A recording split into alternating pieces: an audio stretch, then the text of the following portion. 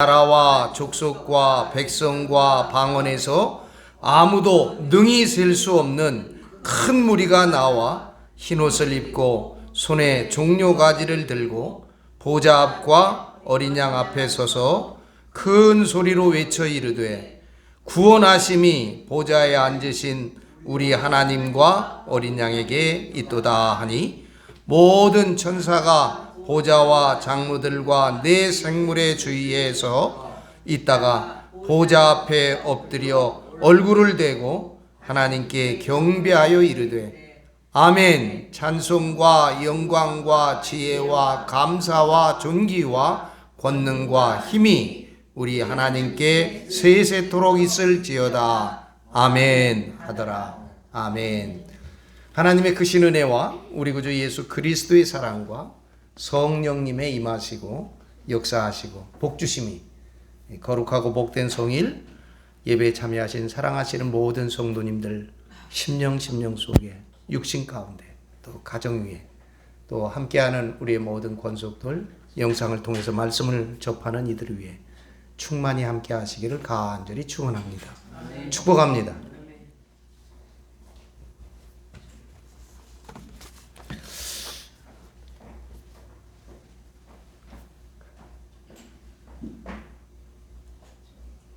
장로님 앉으실 때까지 제가 늘 말씀드렸죠. 주중에도 교회를 계속 맴도는 세력들이 있어요.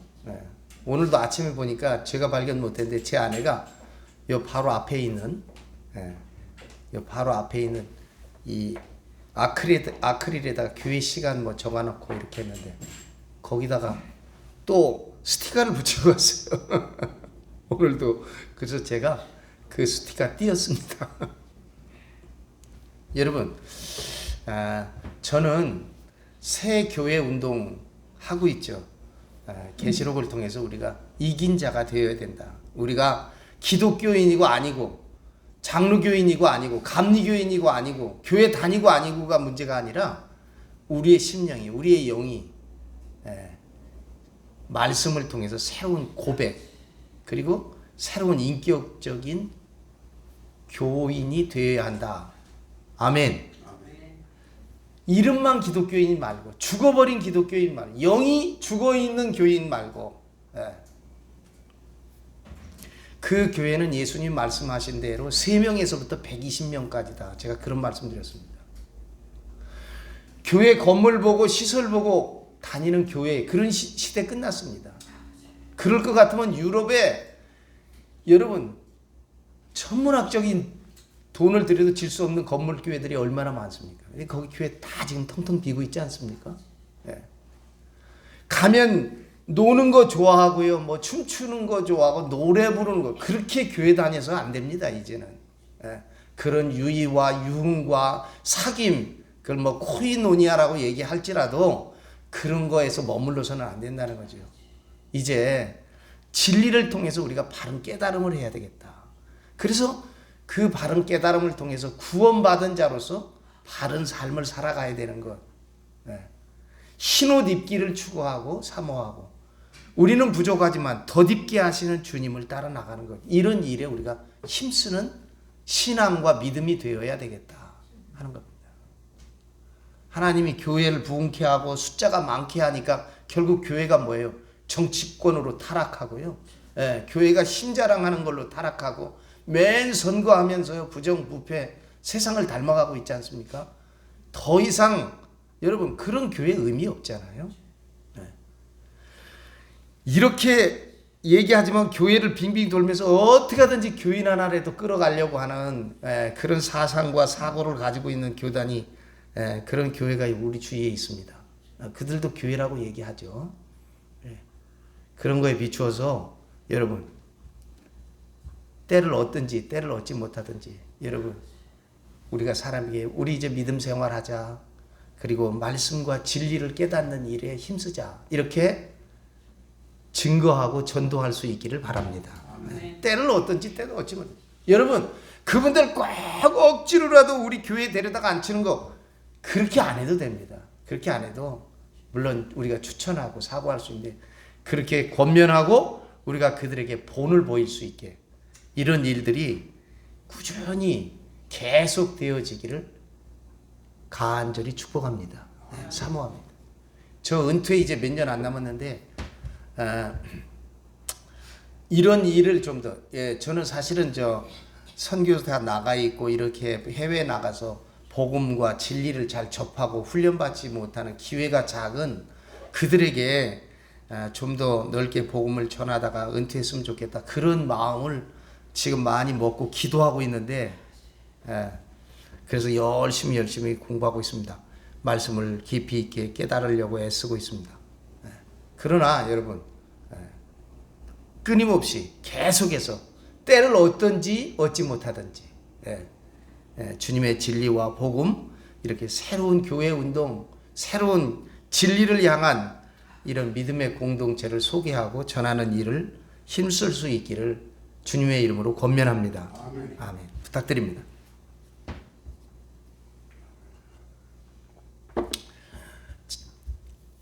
한 주간요, 제가 TV 봤더니 증산교 강의하는 TV를 봤어요. 증산도 아시죠? 증산도. 요새 TV 자기네 TV도 만들어가지고 했더니 거기도 무슨 숫자에 대한 얘기를 많이 하더라고요. 뭐 개벽이라고 하는 주제인데 막 숫자에 대한 얘기를 많이 하더라고요. 들어봐도 저는 잘 모르겠어요. 제가 학교 다닐 때 환단곡이라는 그 책을 읽고 저기다 꼽아놨는데 하도 읽은 지가 오래돼가지고 다 잊어먹었어요. 그때 이미 저도 정감록이니 환단곡이 뭐 불교의 반야심경 뭐 이런 거 다 했었는데요. 지금 다 잊어먹었습니다. 오늘 먼저 주제를 나누는 것은 지난 시간에 제가 3이 뭐냐, 4라는 숫자가 뭔가, 7이라는 숫자, 10이라는 숫자, 그 다음에 뭐 10, 40, 그 다음에 뭐 14만 4천 명도 왔습니다. 1만 2천 명, 이런 숫자들이 계속 나오잖아요. 그래서 수에 대한 영적인 의미, 이런 얘기를 자꾸 하면 요새는 이런 이야기를 하지 않으니까 우리 담임 목사가 이상한 거에 자꾸 심취하나 혹시 이런 생각을 할까 봐요. 수에 대한 이야기를 잠깐 하고 가겠습니다.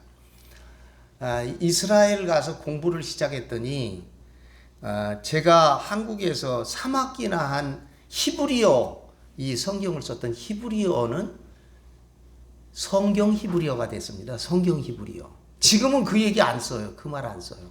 성경 히브리어를 잘한다고 해서 지금 쓰는 말 히브리어를 잘하냐? 그렇지 못해요. 이 성경 히브리어는 여러분 들어서는 아시겠지만 이두 글자라는 말이 있잖아요. 우리나라 옛 글자. 그와 비슷해요. 그래서 히브리어에 막상 가보니까 이스라엘 보니까 고대 히브리어가 있어요. 고대 히브리어. 아주 옛날 히브리어예요. 이거 전공하는 사람 몇 안 됩니다. 그 다음에 이거보다 조금 발전된 히브리어가 성경 히브리어예요. 그 다음에 요즘에 사용하는 히브리어는 현대 히브리어라고 그래요. 모던 히브리어예요. 그래서 가면 모던 히브리어를 배우고, 왜냐면 거기서 살아야 되니까. 그리고 성경 히브리어는 우리가 그냥 성경을 읽기 위해서 공부하는 거예요. 그 다음에 옛날 문자를 더 공부하고 싶은 사람은 고대 히브리어를 배워야 돼요. 고대 히브리어 문자가 얼마 많지 않으니까. 성경 히브리어에는 여러분 작대기로 이렇게 찍찍 그은 것 같은 글씨로 돼 있어요. 근데 자음만 있습니다. 자음. 성경에는 자음만 써 있어요. 이스라엘 백성이 전 세계로 흩어지게 되고 또 신앙이 약화되고 이런저런 이유와 조건에 따라서 자음만으로 된 성경을 읽지 못하는 그런 어려운 시기가 되기 시작했습니다. 여러분, 우리 이름들을 모음 빼놓고 자음만 쭉 써놓으면 이게 누군지 알 수가 없잖아요. 자, 장에다가 아자를 빼보면 지읒하고 이응만 있는데 여러분 이걸 뭐라고 읽어야 돼요? 지읒하고 이응으로 읽을 수 있는 글자가 많잖아요. 예전에 공부를 하거나 성경을 연구한 사람들은 이걸 알아들어요. 서기관들이. 그래서 보고도 바로 읽을 수 있어요. 근데 이런 훈련을 받지 못한 사람은 이런 글을 읽을 수 있을까요? 없을까요? 읽을 수 없어요. 성경조차도 읽을 수 없게 돼버렸어요. 왜? 모음이 없으니까. 그래서 성경 점점 잊어버리는 거죠. 그래서 궁여지책으로 나중에 아주 후기에 와서 마소라 팀이라고 하는 그 공동체에서 성경에다 모음부호를 붙이기 시작해요. 그건 점으로 돼 있어요. 점을 하나 찍는 것도 있고, 점을 2개 찍는 것도 있고, 점을 3개 찍는 것도 있고, 거기다가 짝대기를 하나 긋기도 해요. 이렇게 모음부호 하나, 둘, 셋, 4가지를 개발합니다. 물론 자음 안에도 모음 역할을 하는 단어들이 한두 개 있어요. 그래서 우리는 아, 에, 이, 오, 에, 오, 5개의 모음이 있잖아요. 그럼 모음부호를 꼭 써야 돼요. 우리는. 그래야 글을 읽어요. 근데 그 사람들은 성경에 모음이 없었어요. 어떻게 읽느냐에 따라서 내용이 달라질 수도 있었어요. 그래서 마소라 팀에서 모음을 붙이기 시작했어요. 그 성경을 우리가 지금 읽고 있는 겁니다. 그러니까 우리는 그 마소라 팀에게 정신적인 영적인 빚을 지고 있는 거죠. 그렇죠? 왜냐하면 그들이 성경을 읽을 수 있게 해줬으니까. 그렇지 않았으면 아마 성경을, 왜? 말을 잊어버렸으니까. 그 사람들이 흩어져 살다 보니까 2000년 동안 흩어져 살다 보니까 말을 다 잊어버렸어요. 그러다가 이스라엘로 돌아가자, 새롭게 시온을 우리가 건설하자 하는 운동이 19세기부터 시작되기 시작합니다. 그래서 1882년에 프랑스에서 의사하던 엘리에제르 벤 예후다라고 하는 사람이 들어와 보니까 자기네들 말이 없거든. 그래서 말을 만들어요. 다시. 그게 모던 히브리어, 현대 히브리어입니다. 그 히브리어는 아람 말도 좀 가져오고, 그 다음에 이디시 독일 말도 좀 들어오고, 그런 여러 말들을 조합해서 만드는 말이 현대 히브리어예요. 지금 쓰고 있는 말이에요.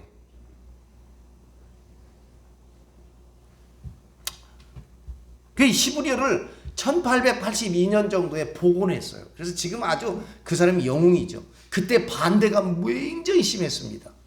어디 감히 세상 말로다가 이 거룩한 언어를 읽냐고 종교계에서 반대했는데 지금은 완전히 수용하게 됐죠. 그래서 나라가 건국된 1948년이 되니까 전 세계에 흩어져 있던 유대인들이 들어와가지고 나라 말을 새로 배우는 거예요, 이제.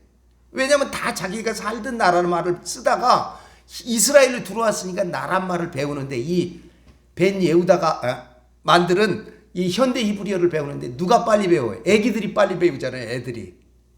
유치원 아이가 제일 먼저 배웁니다. 그렇잖아요? 그 다음 초등학교 애들이 제일 먼저 배워요. 빨리 배워. 그러니까 엄마가 아이한테 모국어를 배워야 돼. 이상한 나라가 됐잖아요. 그래서 시에는 이런 시귀도 있어요. 아이에게 모국어를 배우는 나라. 응? 참 아이러니하잖아요. 엄마는 독일어를 쓴다든가, 엄마는 영어를 쓴다든가, 엄마는 프랑스어를 쓰는데 아이는 독일어를 하는 거예요, 이제. 그래서 아이한테 독일어를 배워요. 아, 참 재밌는 나라죠. 그런데 여러분, 히브리어는 자음만 22개가 있습니다. 자음만 22개. 이 고대에 가면 복잡하니까 얘기할 필요 없고요. 알렙, 벳, 기멜, 달렙, 헤이, 바부, 자인 이렇게 시작돼요.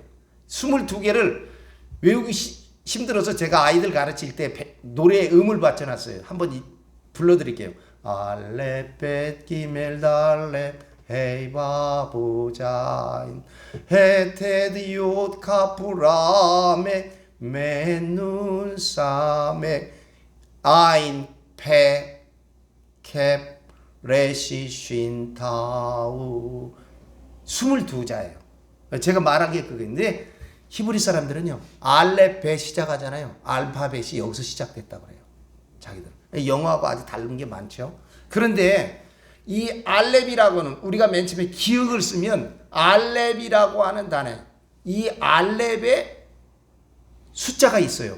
이 알렙은 고유문으로 1번이에요. 알렙은 1번이라고 하는 번호를 갖고 있어요. 그래서 요드까지 가면 10이 됩니다. 그 다음부터는 20, 30, 40, 50, 60, 70, 80, 90, 100. 그 다음에 200, 300, 400. 22자의 자음에 다 값이 있어요. 이렇게 1번, 2번, 3번, 4번. 그래서 10번까지. 그 다음에 100번까지. 10번, 20, 30, 40, 50. 그 다음에 100, 200, 300, 400까지.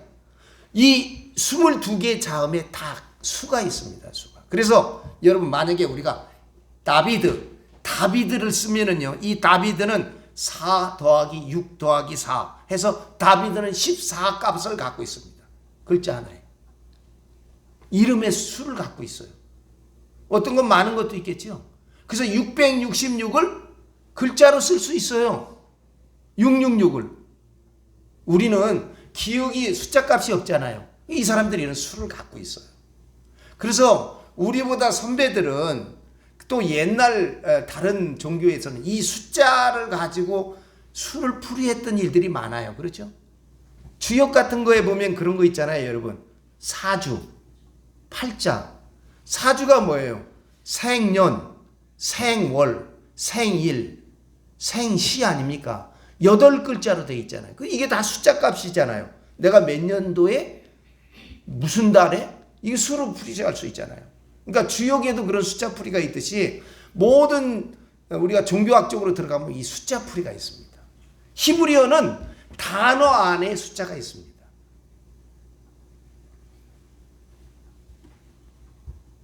그 다비드는 숫자 값으로 치면은 연구자라고 하는 해석도 돼요. 이 숫자 값이. 이게 저가 만들어내서 3이 뭐고 4가 뭐고 7이 뭐고 그렇게 주장하는 게 아니라 이스라엘 히브리어 안에 자체에 이렇게 숫자 값이 있습니다. 또 이것만 연구하는 분들이 있죠. 우리 선배들은 이 수에 대한, 지금 젊은 사람들은 수에 대한 이런 걸 해석을 못합니다. 학교에서 가르치도 않고 들어보지도 못했으니까. 예. 이런 거 자꾸 얘기하면 뭐 이상한 무슨 뭐 점집에 와 있나? 아니에요. 원래 히브리어 안에 이런 게 있어요. 동양의 이 높은 사상과 철학 안에 이런 것들이 다 같이 녹아 있는 거죠. 그래서 증산도에 보니까 걔네들도 막 무슨 숫자 값을 얘기를 많이 하더라고요.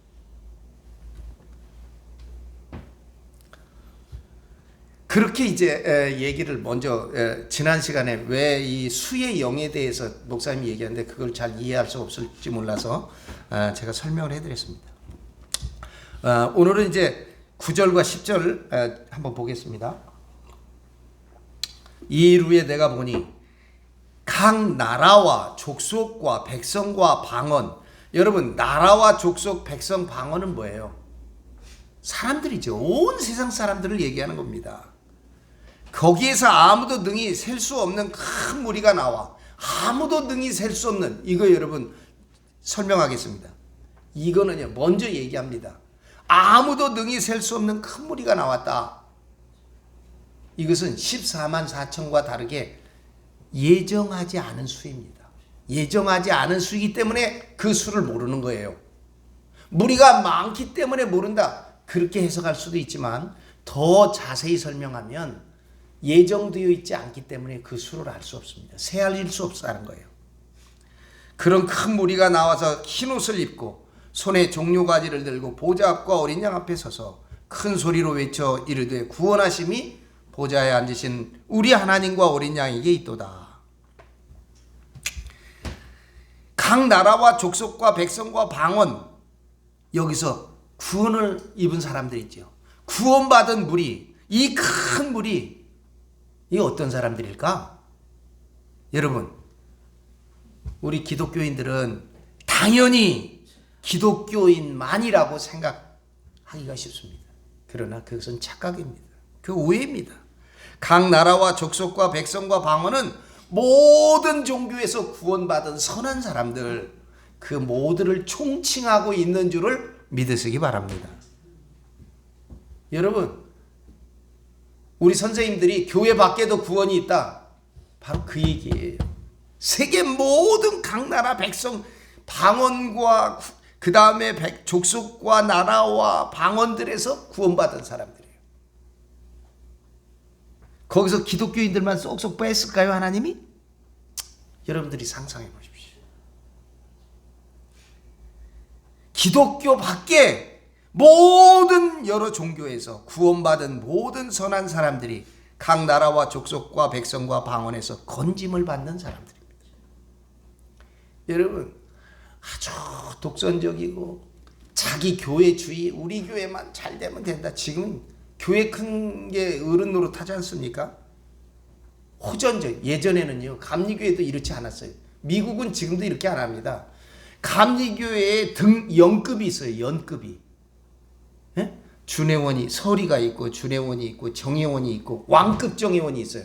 제가 왕급 정회원입니다. 이제 정회원은 딱지 다 떨어졌다고 그래요. 이런 사람들은. 물론 이제 은퇴도 앞두고 있으니까 그렇지만 이 연급에 맞춰서 교회에 파송을 했어요.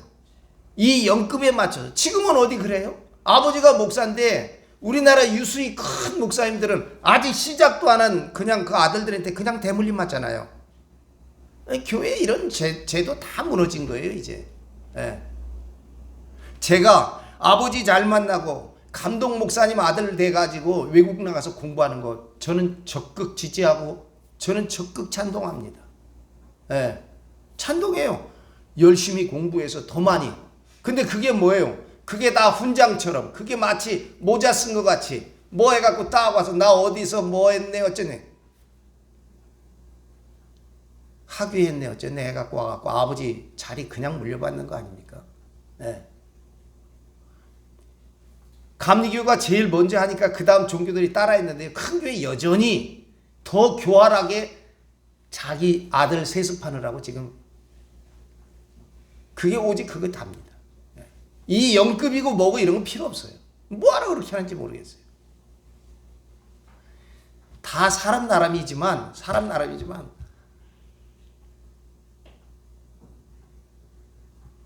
독선적이고 때로는 호전적인 이 기독교인들은 자기들만 구원받는다고, 우리만 구원받는다는 착각 속에 있습니다. 심지어 신천지는 자기들만 구원받아야 되니까 교회에 있는 사람들 추수해 갖고 와야 된다는 거 아니에요? 자기들만 구원받으니까. 전과의 보도처럼 그들이 휘두르는 그런 성경이 있습니다. 다른 종교를 믿는 선한 이웃들은 다 지옥 간다고 함부로 정죄하는, 그때 써먹는 성경이 있어요. 예수께서 이르시되, 요한복음 14장 6절입니다. 내가 곧 길이요 진리요 생명이니 나로 말미암지 않고는 아버지께로 올 자가 없느니라. 사도행전 4장 12절, 다른 이로서는 구원받을 이가 없나니 천하 사람들 중에 구원받을 만한 다른 이름을 우리에게 주신 일이 없습니다. 아멘. 저도 믿습니다. 믿으시면 아멘. 그런데 이 두 성구는 기독교 광신자들이 이 교도들을 정죄할 때 가장 많이 쓰고 인용하는 그런 성구라는 겁니다.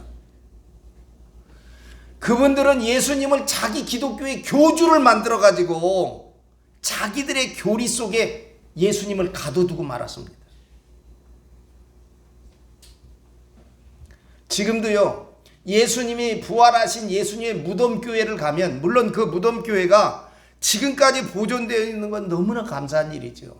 그런데 그 무덤교회에 지금 7개의 종단이 그 안에 서로 차지하려고 늘 갈등하고 있습니다. 그 안에서. 그 부분적으로 나누어 갖고 있어요. 7개의 종단이. 이게 다 기독교예요. 정교회부터 이디오피아, 동방정교, 에디오피아 교회, 그 다음에 시리아 정교회, 7종단이 그 안에서. 거기에 세계적인 큰 캐톨릭이 아주 조그마한 교단이에요. 캐톨릭은 이스라엘 가보면 돈은 많아도 거기에 끼려고 늘 여기서 이제 같이 다투고 있어요. 근데 여러분, 예수님이 부활하신 그 교회 안에서 이 7종단이 모여서 부활절 예배를 같이 드리지 못해요. 네? 다 교리가 다르고 뭐가 다르고 복잡하지. 그러면 다르면 다른 대로 하면 되잖아요. 한 번은 우리가 지내는 4월 달에 부활주일 하고, 그 다음에 한 주 늦춰서 또 이쪽 부활주일 하고, 그럼 되잖아요. 그 안에서는 찬송도 할 수 없었어. 서로 여기서 우리 찬송 불러야 된다, 니네 찬송 불러야 된다, 그러느니 차라리 부르지 말자. 이게 그 일이었어요. 근데 나같이 이렇게 개신교, 걔네들 눈에도 안 들어가는 아무 지분이 없는 개신교인이 가고 맨날 거기서 소리 높여서 찬송하니 얼마나 뿔났겠어요, 그 대신. 근데 이런 일들이 자꾸 일어나니까 요새는 이제 또 이제 그만하라고 하기도 지쳤는지 아주 묵인해 주더라고. 그래서 장로님하고 저 갔을 때는 그냥 노래 부르고 찬송하고 그랬어요. 나는 그거거든. 여기다 향으로 이 넓은 교회를 채우지 말고 찬양으로 이 교회를 채워야 된다. 할렐루야. 누가 더 일리가 있습니까? 내가 더 일리가 있잖아요. 그렇죠? 찬양을 못해요 거기. 왜? 교단마다 찬양이 다르기 때문에 그렇습니다. 예배도 못해요. 예배 의식이 다르기 때문에. 그러면 탄생교회, 베들레헴 탄생교회에서는 같이 예배하냐? 거기서도 못해. 이스라엘의 그러니까 캐톨릭은 돈이 많잖아요. 캐톨릭은. 그러니까 캐톨릭은 항상 그 옛날에 있었던 교회 옆에다가 땅을 사갖고 성당을 지어. 얼른 성당을. 그래갖고 거기서 성당에서 자기 절기에 맞게 예배를 하면서 그 예배를 전 세계 카톨릭 교인들에게 송출을 해줍니다. 우리는 캐톨릭에 더 가깝죠. 그렇죠? 성탄절도 12월 24일 같이 지내고. 근데 거기는 1월 7일 날이에요. 정교회들은. 이게 뭡니까 이게. 그러면서도 기독교인만 구원받는다고 그래. 기독교인들만. 서로가 정통이라는 거죠. 서로가 정통이라는 거예요. 이건 뭡니까? 예수님을, 온 세계 온 우주보다 크신 구원의 주님을 자기네 교단 틀에다가 넣고 자꾸 거기다 가두는 거예요. 유폐시키는 거죠. 기독교인만 구원받는다 얘기하는 사람들은 물론 그 교회를 키우고 식구를 많게 하고 공동체를 빨리 부흥시키려니까 그렇게 얘기하는 것 100번 이해하지만 여러분 그렇게 주장하는 것이 진리가 되어서는 안 됩니다. 예수님은 기독교의 교주로 이 세상에 오신 분이 아니고 하나님의 독생자로서 모든 인류의 구원을 위하여 오신 분인 줄로 믿습니다. 그렇다면 각 나라와 족속과 백성과 방언에서 구원받는 건 그걸 다 초월하는 것이죠. 교회 밖에도 구원이 있을 수 있습니다. 예수님께서 오시기 전에 각 나라와 족속과 방언과 백성과 방언 가운데 전파된 모든 종교는 하나님을 대신하여서 천사가 증거한 구약적인 종교입니다. 계율의 종교입니다. 똑같아요 다. 불교나 천주교나 기독교 마찬가지 계율의 종교에 머물러 있습니다. 이 모든 종교는 계율의 종교로서 인간의 도덕적 윤리적 행위를 절대적인 규범이 된 종교입니다. 때문에 모든 종교의 선한 사람들도 다 구원받을 수 있습니다. 기독교든 불교이든 유교이든 도교이든 힌두교든 이슬람도 기타 많은 종교에서 구원받을 자들은 둘째 부활을 통해서 하늘나라에 차자가 될 사람들인 줄로 믿으시기 바랍니다. 아멘. 그러므로 이들의 이마에는 하나님과 예수님의 인이 찍히지 않습니다. 첫째 부활에 참여할 14만 4천 명만이 장자들이 되어서 머리가 될 사람들이기 때문에 그들의 이마에만 하나님과 예수님의 인이 찍히는 것이죠. 기독교인들은 하나님과 예수님의 이름을 함부로 부르고 있고 다른 종교를 믿는 사람들은 예수님의 이름을 직접적으로 부르지는 않지만 그들이 높은 도덕적 윤리적 생활을 한 것은 하나님과 예수님의 계명인 사랑을 실천한 행위가 되므로 간접적으로 예수님의 이름을 시인하고 부른 것이 될 것입니다. 여러분,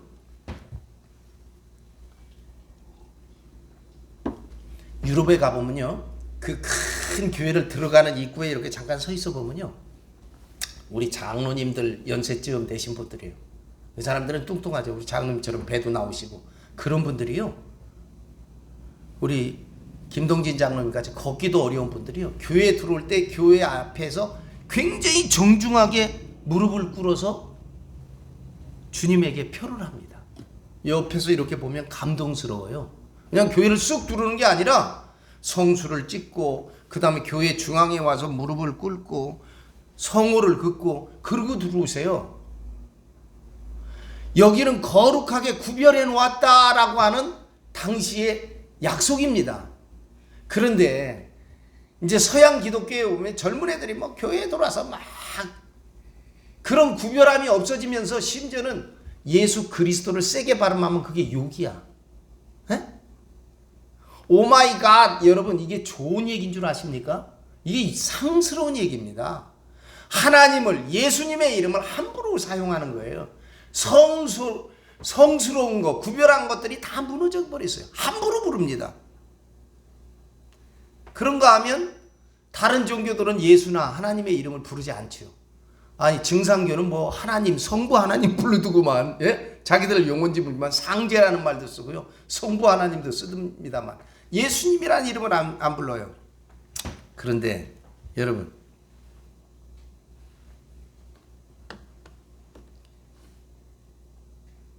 지금 제가 이스라엘 있으면서 그 지역에 있는 여러 아랍 지역에 가보잖아요. 그러면 그 사람들은 자기들이 라마단이라고 그래가지고 40일 금식하는 기간이 있어요. 그 40일 금식, 해가 있을 때는 밥을 먹지 않습니다. 근데 저는 돌아다니다가, 우리 목사님들하고 같이 돌아다니다가 어떻게 돼요? 중간에 밥 먹을 일이 있어가지고 서너 명이씩 다닐 때죠, 예전에.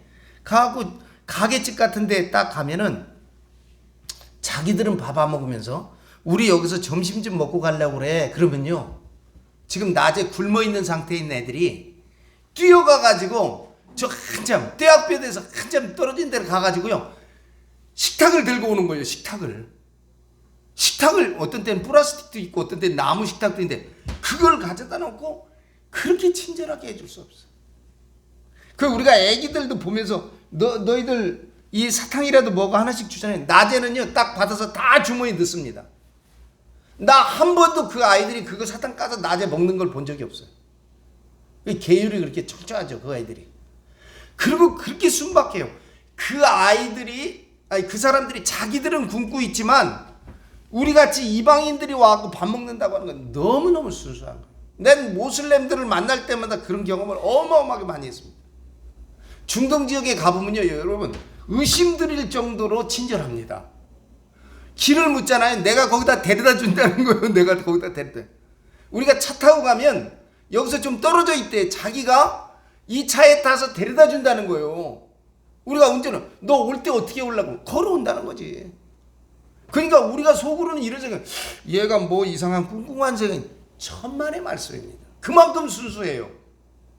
우리 예전에 그랬잖아요. 우리 60년 70년대 아마 그랬을 겁니다. 외국인들이 길 못 잡고 헤매면 좀 멀어도 너 따라와, 내가 데려다 줄게. 에? 말이 안 되니까 데려다 주고 걸어갈 망정. 그 모슬렘들이 그렇게 순박합니다. 친절하고요, 순수해요. 어떤 때는 그들의 친절을 의심했던 우리가 너무너무 부끄러울 때가 있어. 아, 내가 의심했구나. 여러분, 모든 종교를 믿는 선한 사람들은 다 우리들의 이웃인 줄로 믿습니다. 물론 일부 극단주의, 어디나 극단주의는 있어요. 기독교에도 극단주의가 있고요, 모슬렘에도 극단주의가 있어요. 그래갖고 막 그 모슬렘들이 사람 죽이고 이상하게, 예? 하는 거.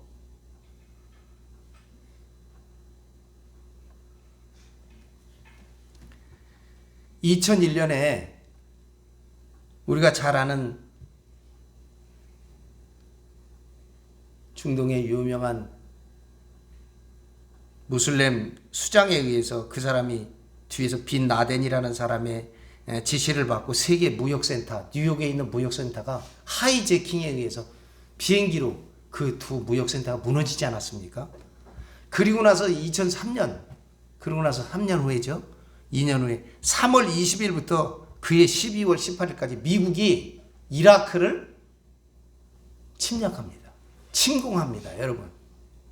지금 러시아가 우크라이나 침공하는 거 아무것도 아니에요. 미국이 이라크를 침공할 때 제가 서대문에서 목회를 하고 있을 때인데, 여러분, 거기에 살상 무기가 있다는 거예요. 대량 살상 무기가 있다는 거예요. 화학 무기, 뭐 원자탄이 있든지 화학 무기가 있다는 거예요. 미국이 주장한 거예요. 근데 살상 무기는 찾지 못했습니다. 그리고는 거기를 폭격했어요.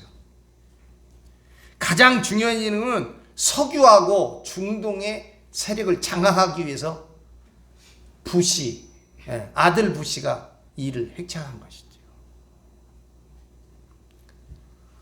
그런데 그 당시에 있었던 아주 우파 보수적인 기독교의 선교 단체예요. 감리교 안에 이 단체가 있고 내 아는 친구 목회자들이 여기에 많이 가담되어 있는데, 이 우파 보수 기독교 단체에서 이 전쟁을 부추깁니다. 심지어는 그 힘없는 나라 폭격하지 말라고 전 세계 애들, 젊은이들, 특히 한국의 젊은이들도 있었어요. 그 중요 시설에 가갖고 이렇게 인간띠 손을 맞잡고 여기 폭격하면 안 돼. 우리도 죽어. 그러면서 미국에 대항했어요.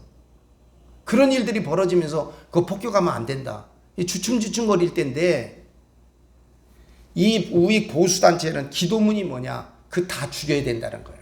그 마귀 새끼들이니까 다 죽여야 된다는 거예요. 그렇게 기도를 하더라고요. 내가 그 기도문을 보고 번쩍 놀랐어요. 우리 지방, 우리 교회에서 하는 거기 막 딸려있는 여러 사람들이 거기에 딸려서 막 그 기도 매일 예배 끝나면 자기들끼리 모여서 하네. 목사님 이거 복사해 주세요. 그래갖고 사모님의 통해서 그 기도문을 왔는데 처음 봤어요. 그 기도문을. 기도문이 한 20여 가지 쭉 써 있는데 그 밑에 보니까 막 이 아이들 다 죽일 망정 이라크를 때려서 그 사탄 마귀 다 죽여야 된다는 거예요. 나는 그 기도문을 보고 너무너무 놀랐어요. 미국의 극우 목사인 팻 노버트라고 하는 목사가 있는데 이 사람이 주동이야. 이 사람이. 그래가지고는 제가 교회에다 금지령을 내렸습니다. 이거 하지 마. 이런 기도문은 절대로 기독교인은 하면 안 돼. 어떻게 사람을 죽이라고 이렇게 이런 저주스러운 기도를 해? 어? 이게 더 마귀스러운 일이지.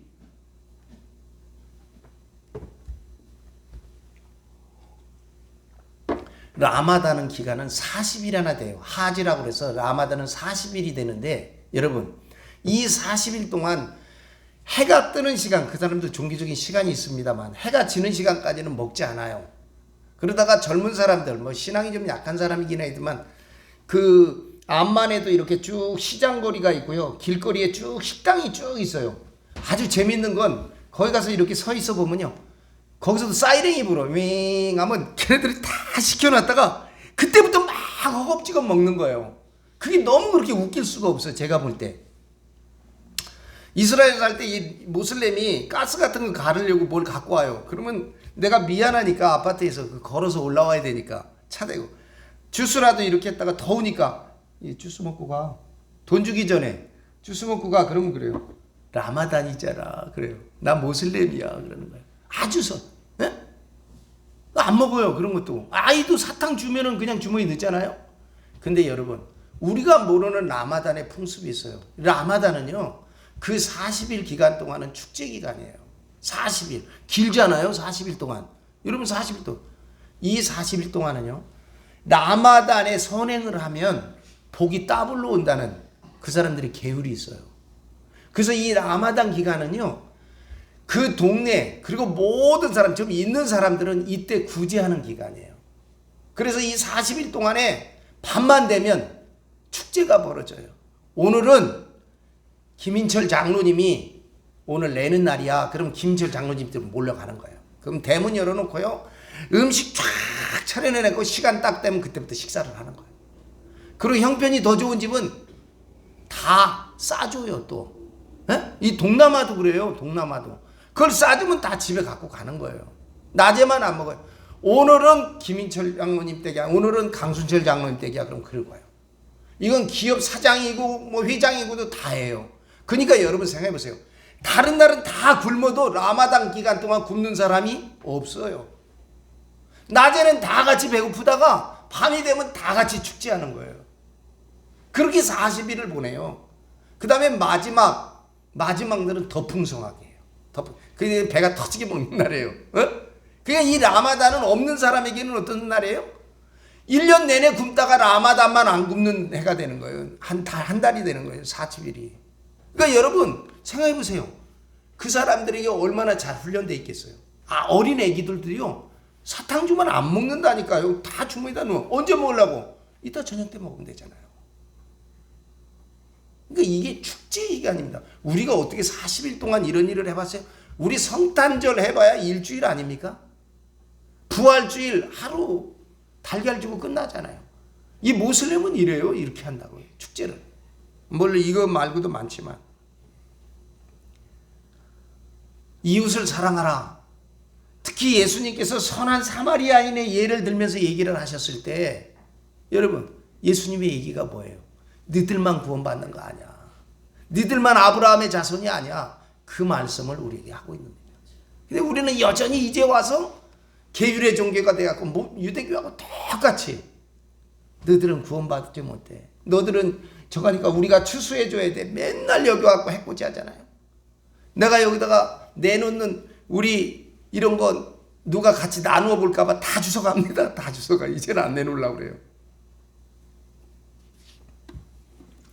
모든 종교를 믿는 선한 사람들은 다 우리의 이웃인 줄로 믿으시기를 바랍니다. 이웃은 사랑해야 돼요. 왜? 주님이 사랑하라 하셨으니까. 두 번째, 큰 무리는 흰옷을 입고 있습니다. 흰옷은 행위를 나타내는 성결한 옷, 예복이라고 말씀했죠. 계명을 지키는 자들이 입는 옷입니다.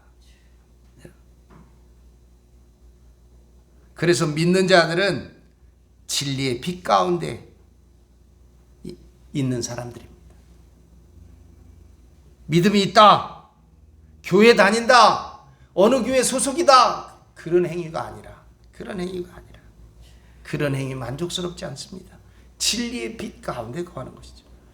이들이 입은 옷은 어린 양의 피에 표백되어 옷이기 때문에, 빨아진 옷이기 때문에 십자가에서 흘린 보혈은 기독교인들만을 위해 흘린 보혈이 아니고 만민을 위하여 흘린 보혈이었기 때문에 모든 사람들의 옷을 깨끗이 할 수 있는 줄을 믿습니다. 종려가지를 손에 들고 흔드는 것은 구원의 기쁨을 표시하는 행위입니다. 여러분, 광복을 맞았다는 소식을 알게 됐을 때 어떻게 해요? 조선의 백성들이 누가 시키지도 않았는데, 여러분 나가고 있으면 있는 대로 없으면 없는 대로 있는 사람들은 태국기를 흔들면서 얼마나 그 해방의 기쁨, 광복의 기쁨을 누렸어요. 종려가지를 흔든다는 것은 구원받은 기쁨을 표시하는 것입니다. 예수님께서 예루살렘에 입성하실 때 무리들은 왕을 맞이하는 기쁨을 나타내기 위해서 종려가지를 흔드는 요한복음 12장 13절의 얘기가 있습니다. 호산나! 음녀의 바다에서 구원받은 기쁨이 얼마나 크겠습니까? 그러므로 종려가지를 흔들어 보좌에 앉으신 이와 어린 양에게 구원을 감사하는 것이지. 제가 2002년에 서대문에 북가자동에 살았는데, 이렇게 언덕 위니까 행길하고 가까워요. 행길이 내리다 보이니까 밤새도록 거기에 차 타고 빵빵거리고 다니더라고요. 누가 시켜서 그렇게 합니까? 우리가 월드컵 4강 갔다는 거죠. 네? 우리가 8강 갔다. 그러니까 막 젊은이들이 밤새 그 빵빵거리고 아무도 능히 셀 수 없는 큰 물이라고 그랬습니다. 아무나 셀 수 없는 수는 무수히 많은 수를 의미하는 수도 있지만, 그 수를 능히 셀 수 없다고 표현한 것은 차자의 구원, 장자가 아닌 차자의 구원을 얻은 이 무리의 수가 장자의 구원을 얻은 14만 4천처럼 예정되어 있지 않기 때문인 줄로 믿습니다. 그 수가 예정되어 있지 않으므로 우리들이 어찌 그 수를 세울 수 있겠습니까? 구원받은 사람, 부활의 사람, 이 구원의 사람들을 임의로 규정하는 집단들이 많아요. 그런 얘기할 때 14만 4천을 들먹이는 사람들이 있습니다. 여러분 조심해서 들으셔야 돼요. 그래서 제가 14만 4천에서 이렇게 열을 올리고 여러분에게 설명합니다. 그것 때문에 여러분 유혹에 넘어갈 필요 없어요. 우리만 구원받는다 이렇게 말하는 건 다 사이비들이요, 거짓 진리들이요. 이러세요. 옛날에 구원파가 이랬고 추수꾼이 이랬습니다. 지금도 마찬가지입니다. 11절 12절 보겠습니다. 모든 천사가 보좌와 장로들과 네 생물의 주위에서 있다가 보좌 앞에 엎드려 얼굴을 대고 하나님께 경배하여 이르되 아멘. 찬송과 영광과 지혜와 감사와 존귀와 권능과 힘, 이것이 우리 하나님께 세세토록 있을지어다. 아멘 하더라. 제가 계시록 5장을 강의하면서 12절을 할 때 말씀드렸어요. 보좌 앞에 엎드려 얼굴을 댄 경배는 완전한 절이죠. 완전한 절이에요. 캐톨릭 신부들이 신부 서품을 받을 때 보니까 완전히 엎드리더라고요. 쭉 뻗어 배를 땅에다 대고 쭉 엎드려요. 네? 완전한 복종이죠. 완전한 절이죠. 얼굴을 땅에다 댄다는 것은. 천사들은 땅에서 구원받은 무리들의 찬송을 화답하여 하나님께 경배를 드리고 있는데, 이것은 천지간에 있는 모든 피조물들이 서로 교양하는 예배인 것입니다. 계시록 5장 12절에 말씀드린 대로 내가 7가지 찬송이라고 얘기했잖아요. 7가지 7원 찬송으로 된 예배, 7원 예배, 뭐 4원 예배 이런 얘기를 드렸는데 여기서도 보세요. 찬송, 영광, 지혜, 감사, 존귀, 능력, 힘 7가지 이 7원 찬송의 예배를 드리고 있는 것을 볼 수 있습니다. 이것은 진실한 예배입니다. 우리의 예배가 찬양과 영광과 지혜와 감사와 존귀와 능력과 힘이 있는 이런 예배가 신령한 예배요 진리의 예배인 줄을 믿습니다. 아멘. 우리의 삶이 그리고 우리의 모든 순간들이 하나님께 찬양하고 하나님의 영광, 하나님의 지혜, 하나님께 감사하고 존귀하고 능력과 힘을 우리가 엎드려 경배하는 이런 살아있는 산 예배의 사람들이 되시기를 주의 이름으로 축원합니다. 축복합니다. 기도하겠습니다. 영원하신 생명과 구원의 하나님, 길과 진리와 생명의 빛으로 우리를 구원하여 주심을 감사합니다. 주님의 대속의 십자가 보혈로 우리의 죄짐을 풀어주시고 성령의 권능을 주시어 주님 말씀에 순종하는 믿음을 주시옵소서. 예수 그리스도의 이름으로 기도합니다. 아멘. 사망의 줄에서 벗어나게 하시고 스올의 고통에서 건져주신 하나님 우리 아버지, 생명의 땅으로 인도하여 주신 우리 주님의 은혜를 감사하고 감사드리며 경배하고 영광을 돌리며 예배합니다. 구원의 기쁨과 감사가 저희들 모두에게 흘러 넘쳐나게 하여 주시옵소서. 영혼의 깊은 절망을 가지고 주님 앞에 나와싸우니 영혼의 생수로 우리를 채워 만족해 하여 주시옵소서. 오늘도 성령의 감동으로 말씀을 풀어주셔서 우리의 닫혀진 눈이 열리게 하여 주시옵시고 우리의 차가워진 마음이 뜨거워지게 하여 주시옵소서. 육신의 질병으로 어려움과 고통을 당하고 있는 성도들을 능력의 손길로 안수하여 주시옵소서.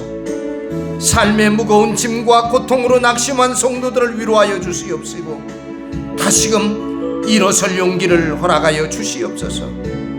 사탄이 우는 사자와 같이 삼킬 자를 찾는 이때에 하나님의 전신갑주 진리의 말씀과 복음으로 무장시켜 주셔서 한 영혼도 넘어지지 않게 하여 주시옵시고 이 진리를 증거하고 전파하는 일에 주여 사용함을 입게 하여 주시옵시고 주여 자원하는 마음으로 이 일에 하나가 되게 하여 주시옵소서. 우리들의 믿음의 공동체가 세상의 파도를 이기고 복음을 향해 계속 전진하도록 주여 도와주시옵시고 봄의 생동감이 우리 서정의 교회와 공동체 우리의 기도와 사역 위에 충만히 함께하게 하여 주시옵소서. 주여 도와주시옵소서. 주여 임하여 주시옵소서. 예수 그리스도의 이름으로 간절히 기도드리옵나이다. 아멘.